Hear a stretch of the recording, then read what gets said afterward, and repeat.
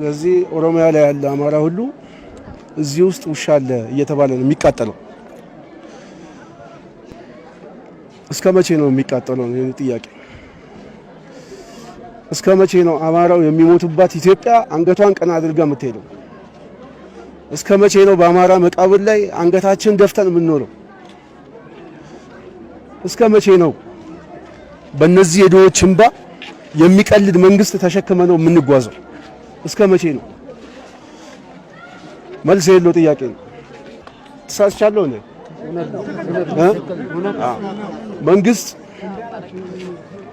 በመንግስት መዋቅር ሸኔ የሚል የዳቦ ስም ሰጥቶ መሳሪያ ከግምጃ ቤት አውጥቶ እህል እየዘገነ እየሰጠ ሂድና እነዛን አማራ ግደል እያለ ግን በሚዲያ እየወጣ 20 ሰው ደመሰስን 100 ሰው እጅ ሰጡ እየተባለ የሚሞተውን ሰው ለማጽናናት ግን ቀስ እያሉ ግን አማራን እየዘገኑት እየጨረሱት ነው። እስከ መቼ ነው ይሄንን በቃ የምንለው? ሌላው ችግር ወደዚህ ያመጣችሁ ችግር አሁን እንዳለ በማንነታችሁ ጥቃት ደርሶባችሁ እዚህ ለመገኘት ወገኖቻችሁን በሞት ለመነጠቅ ያበቃችሁን ችግር መፍትሄ ያገኛል። በዚህም ደግሞ ልትጽናኑ ይገባል። እዚህ ያላችሁ ተፈናቃዮች ህዝብ ከጎናችሁ ነው፣ ዓለም አቀፉ ማህበረሰብ ከጎናችሁ ነው ለማለት ነው የምንፈልገው። በዚህ ማዕቀፍ እንዲታይልን እንፈልጋለን። አይዟችሁ፣ ድምጽ እንሆንላችኋለን። ከዚህ ወጠን ጉዳያችሁን እንዳልኩት ለዚህ ለኢትዮጵያ መንግስት ብቻ ሳይሆን ወደ ውጭ እናደርሳለን። አብረን ያላችሁት ኢትዮጵያ ህዝብ ከእናንተ ጋር ያለው እናመሰግናለን።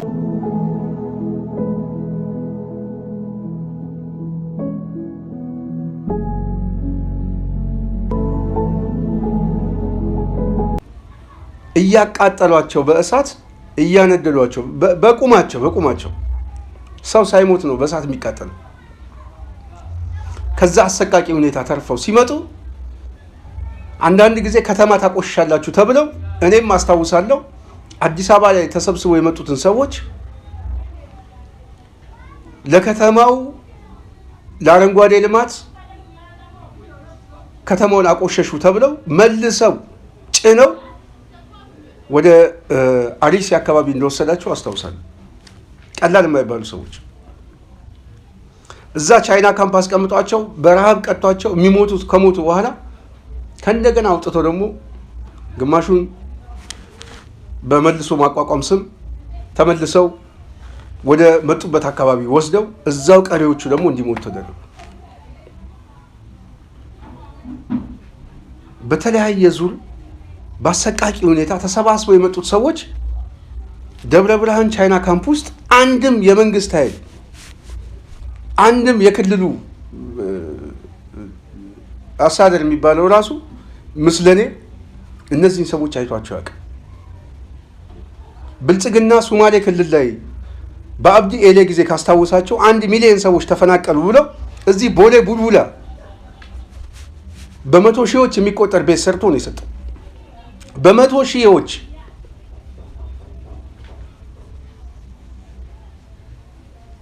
እነዚህ ሰዎች ግን ዛሬ የሚጠለሉበትም የሚበሉትም የለም። በረሃብ እያለቁ ነው። አብዛኞቹ እየሞቱ ነው በበሽታ።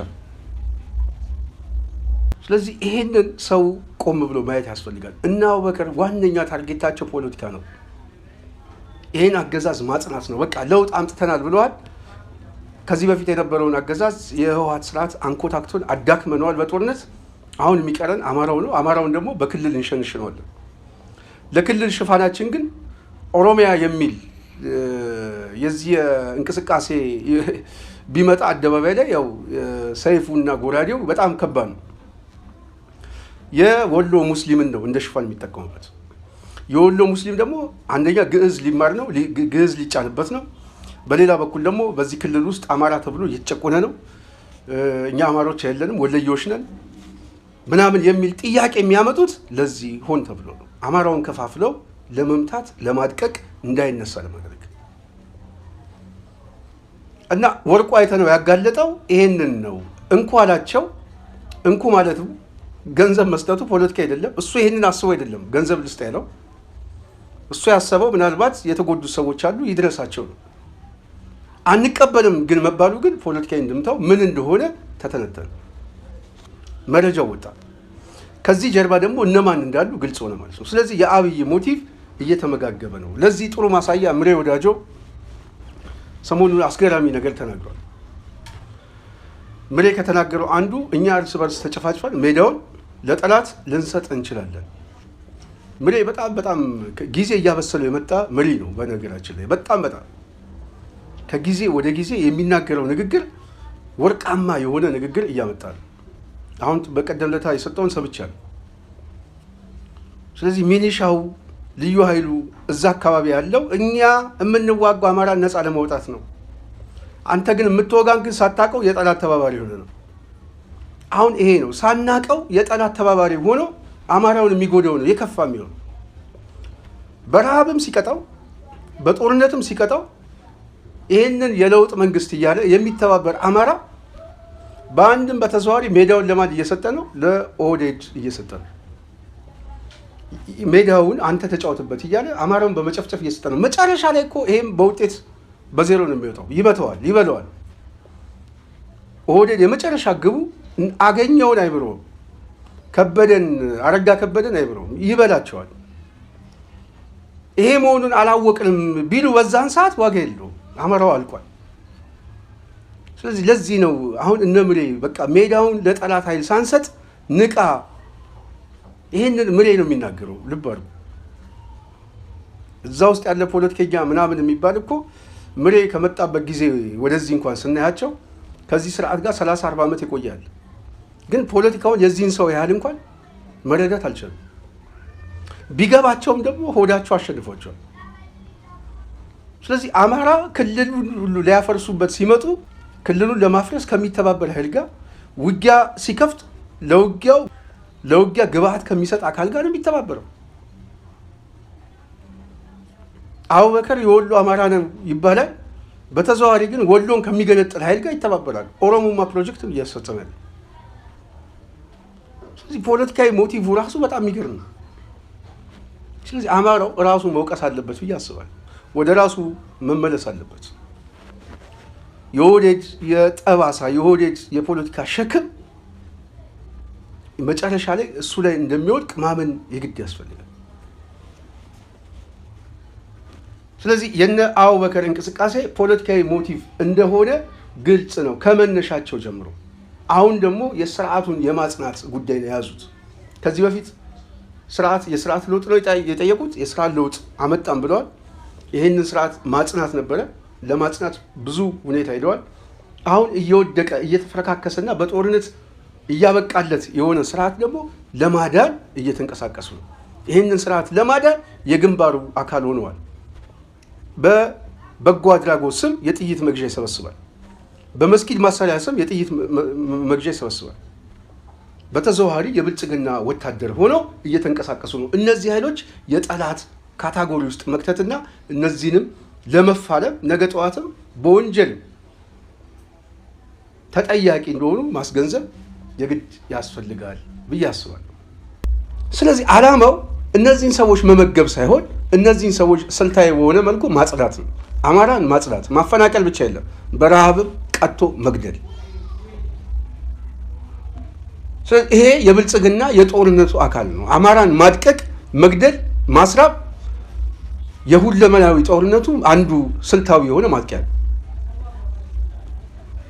ለዚህ መሰሪ የሆነ አመለካከቱ ግን እና አቡበከር ምንድን ነው የሚሰጡት? ሽፋን። የምን ሽፋን? የገጽታ ግንባታ። አንድ የገጽታ ግንባታ ይሰጣሉ። ይሄ መንግስት ጽዱና አረንጓዴ እንደሆነ ልማታዊ መንግስት እንደሆነ ዜጎች አልተረዱም እንጂ ወደ ብልጽግና እየሄድን ነው የሚል ማደናገሪያ የሆነ የልሂቃን አስተሳሰብ ሚዲያ ላይ ይረጫሉ። ሁለተኛ የበጎ አድራጎት ድርጅት ስም የሚመስል ግን የፖለቲካ ድርጅት አቋቁመው የጥይት መግዣ ገንዘብ ይሰበስባሉ። የጥይት መግዣም ገንዘብ በበጎ አድራጎት ስም ከሙስሊሙ ማህበረሰብ ይሰበስባሉ። መስጊድ ልናሰራ ነው፣ ምን ልናሰራ ነው ምናምን ብሎ የሚሰበስበው ገንዘብ ሁሉ የሚሰጠው ለብልጽግና ነው። ብልጽግና ደግሞ ጥይት ይገዛበታል። ምንድን ነው? የዓላማ መመጋገብ አለ። ይህንን ብልጽግና የሚቀጠቀጠውን ኃይል ማጥፋት የግባችን አንዱ አካል ነው ብሎ የሚያስብ ነው። አግማስ የፖለቲካ ድርጅት ነው። ምርጫ የማይወዳደር ጥይት የሚገዛው የብልጽግና አንድ ዊንግ ነው። ስለዚህ ይሄ ቡድን ከወርቁ አይተነው ላይ ገንዘብ መቀበል ማለት ያጋልጠዋል። የታለ የተሰጣችሁ ገንዘብ? ምን አረጋችሁት? ደብረ ብርሃን ሄዳችሁ ምን ሰጣችሁ ምናምን ሲባል እንደማይሰጥ ስለሚያውቅ ያውቀዋል፣ ያጋልጠዋል። ዓላማው እሱ አይደለማ። ስለዚህ ምንድን ነው የሚያደርጉት? ገንዘቡን አንቀበልም፣ ይሄ የፖለቲካ ዓላማ አለው ሲል ከግባችን ጋር ይጋጫል እያለ ነው። ከመስመራችን ጋር ይጋጫል፣ ያንተን ገንዘብ አንቀበልም እያለ ነው። ስለዚህ ዓላማው ሌላ ነው እያለ ነው። ይሄንን ነው ያጋልጠው። ስለዚህ ይሄ ኃይል አሁን ሲፈተሽ ሚዲያው ላይ ሲጨው ምናምን ኦሮሞማ የሆነ አሳሰብ እንዳለው፣ ዋነኛው አሳሰቡ ደግሞ ሰሜን ወሎን የመጠቅለልና የመውጣት ጉዳይ እንደሆነ፣ ይሄ ደግሞ ለኦሮሞማ አዲስ የሆነ ፕሮጀክት ማስፈጸሚያ ስልታዊ መሳሪያዎች እንደሆኑ ግልጽ ነው ማለት ነው። ስለዚህ እዚህ ውስጥ የተሰባሰበው በሙሉ ከኦሮሞማ የብልጽግና አገዛዝ ጋር ህዝቡ ለይቶ ሳያው ይህንን ስራ ሲታገል እነዚህ ሊቃንም መታገል አለበት ቆርጦ ማለት ነው። በተለይ አማራው አካባቢ ያለው ወለየውም ይሆን በሙስሊም ስም የመጡ ኃይሎች አጠገብ ጋር ካሉ ወንድሞች ጋር ሊነጥሉ እንጂ ሊጠቅሙ አልመጡም። እነዚህ የማደናገር ኃይሎችን ቆርጠ የምጥልበት አንተ ነው። ከአማራነት ሊያወርዱ የሚፈልግ ኃይሎች ናቸው። ለኦሮሞማ ገባሪ አድርገው ሊሰጡ ነው። ሌላ እኮ አይደለም። መጫወቻ ሆነ የኢሬቻ በዓልን እያከበርክ ትኖራለህ። ሌላ አይደለም። አማራ ሆነ ተሰባስበ እንዳትቆም የሚያደርግ ኃይል ነው። ይህንን ኃይል መታገል የግድ ያስፈልጋል። ሶስተኛውና የመጨረሻው ግን ዋነኛው በቅርቡ አብይ አህመድ ከሚሴ ላይ ሄዶ የተናገረው መስማት ቀላል። ምንድን ነው ያለው? የከሚሴ ህዝብ በጣም ከልጅነት ጀምሮ ይናፍቀኛል። አንድ ቀን ያሰባችሁት ይሆናል። ሁሉ ጊዜ ያሰባችኋል ወደዚህ መምጣት፣ ያ የምታስቡት ጊዜ እውን ይሆናል፣ እሱ የማይቀር ጉዳይ ነው እያለ ሲናገር እንደነበረ ዓላማው ምን እንደሆነ ግልጽ ነው። ስለዚህ ወሎ ላይ የሚሰራ ፕሮጀክት አለ። ይሄንን አማራው በደንብ የሚያውቅ ከሆነ የደራጀ እንቅስቃሴ ያስፈልገዋል። አሁን የአማራው ፖለቲካና የአማራው ሰው ጮሆቱ በተለይ አግማስ ላይ ምናምን ሲጮው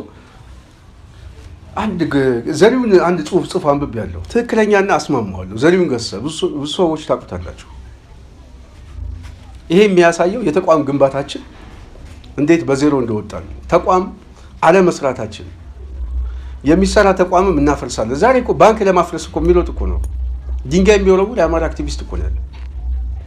ምንም ይሁን ምንም እንኳን ተቋም ሊገነባ ትክክል ነው ዘሪሁን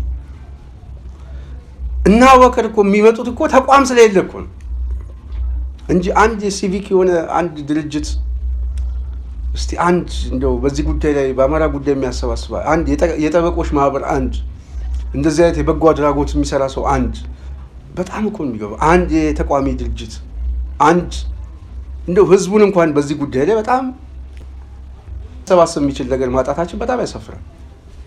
የዛ ሰለባ ስለሆነ ነው አናው በከር አሁን ዛሬ መቀለጃ ያሉት። ስለዚህ ይሄ ጉዳይ ሊያስቆጨን ይገባል። ይሄ የድክመታችን ማሳያ ነው። የድክመታችን የጥንካሬ መገለጫ ነው። አማራው ቆም ብሎ የሚያስብ ከሆነ የድክመቱ መገለጫ ነው። የኦሮሞማ አስተሳሰብ እና አግማስ እና አቡበከር ተሰባስበው ገንዘብ ጠይቀው ይሄን ገንዘብ አንቀበልም ሲሉ አማራው ተረቦ አማራ ደግሞ የሚሰጠው ባለሀብት ደግሞ ያንተን ገንዘብ አንቀበልም ሲል በምን ሁኔታ እንዳለ ግልጽ ነው። አንድ ተቋም አንድ የሚዲያ ተቋም እንኳን እና በዚህ ጉዳይ ላይ በጣም ሊያስቆጨን ይገባል ብዬ አስባለሁ። እና ይሄ ዘሪሁን የተናገረው ትክክል ነው፣ የክፍተቱ ማሳያ ነው ብዬ ነው እኔ የምማምነው። እንግዲህ የደብረ ብርሃን ጉዳይ በጣም የሚያሳስብ ነው። ይህንን ፕሮግራም ከመጨረሻ በፊት እዛ አካባቢ ላይ ያሉ ሰዎች በጣም በስሜት የሚናገሩትን እየሰማችሁ እኔ ይህንን ፕሮግራም ከዚህ እሰናበታለሁ። በቃ እንደዚህ ሆነን መቅረታችን መነሻችን መራቁ 5ኛ ዓመት ገባን። ዝጋ ቦታ ከመጣን ጀምሮ 5ኛ ዓመታችን ሞዲስ መቀየሪያ ቦታ የለን፣ ራስ ፈተር መታጠቢያ ቦታ የለን። እንደዚህ እየመሸ እየነጋ እስካሁን ድረስ ኖርን። እንግዲህ እናንተ ያያችሁን የሰለላችሁን ማርሜ ይስጥልን፣ ጤና ይስጥልን፣ ኑሩልን። በጣም እናመሰግናለን። ግን የእኛ መጨረሻ እያሳዘነን ያለንበት ደረጃማ በቃ እንግዲህ ምንም መፍትሄ ወደ መፍትሄ ቢቀድልን አንድም ሸራ የሚሆን ምንም ይሁን ከዚህ ወጥተን ንፋስ የምናገኝበት ቦታ እንኳን ትንሽ ብናገኝ ደስ ይላል። እንደው በሸራም ተወጥሮ እንደው ልብስ እንኳን የምንቀይርበት ብናገኝ ዘመድ ካለን ዘመድ ካገኘን እንደዚህ አይነት ስለነበረን ቆይታ ከልብ አመሰግናለሁ። ጽናት ሚዲያ በሚቀጥለው ሌላ ፕሮግራም ይዘን እንመጣለን። አንድ ማሳሰቢያ የምናገረው ባለፈው ጊዜ በተከታታይ በሰራሁት ፕሮግራም የተለያየ ጥያቄዎች በጽናት ኢሜል ላይ እንደዚሁም በተለያየ መልኩ በጣም በርካታ ጥያቄ መጥቶልናል። በዚህ ጥያቄ ላይ ሰብሰብ አድርገን በሚቀጥለው ፕሮግራም ላይ ጥያቄዎቻችሁን በቀናነት ስለያዝነው በዛ ጉዳይ ላይ ሀሳባችንን እንሰጥበታለን እያልኩኝ የዛሬ ፕሮግራሜን እዚህ ላይ እጨርሳለሁ። ስላዳመጣችሁኝ አመሰግናለሁ። ሰላም።